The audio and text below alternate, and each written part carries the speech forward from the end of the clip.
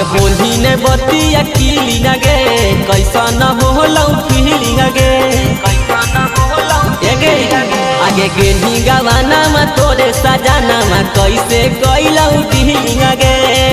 रहल हल अधूरा के छौड़ी बनल हलौ जातारा मोर भातारा याला कतारा करे रतिया मेरा खतारा मोर भातारा याला कतारा करे रतिया मेरा खतारा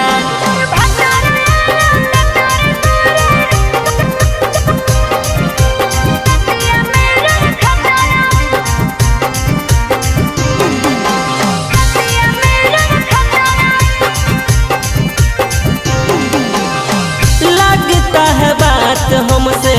कुछ तो छुपाती हो ससुरा के बात सच सच नहीं बताती हो कि कहियो छोड़ा तोरा है अपन परेशानी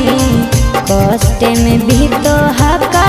हमारो जवानी आगे हही बधाई करेले बियाह बा उमर हलौ सतारा मोर भातारा याला कतारा करे रतिया मेरा खतारा मोर भातारा याला कतारा करे रतिया मेरा खतारा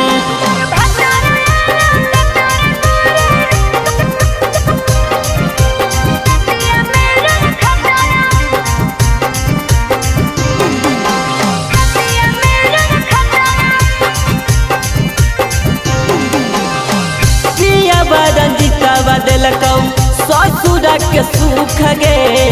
खिल गेल चेहरा छौड़ी बन गेल लूक गे अरे हे रे कि कहियो प्यारे रोशन बतिया हंसा चरे रात भर करो हका पलम चमचरे लागे पंडिता ठीक से नहीं देखले हलौ पतारा मोर भातारा याला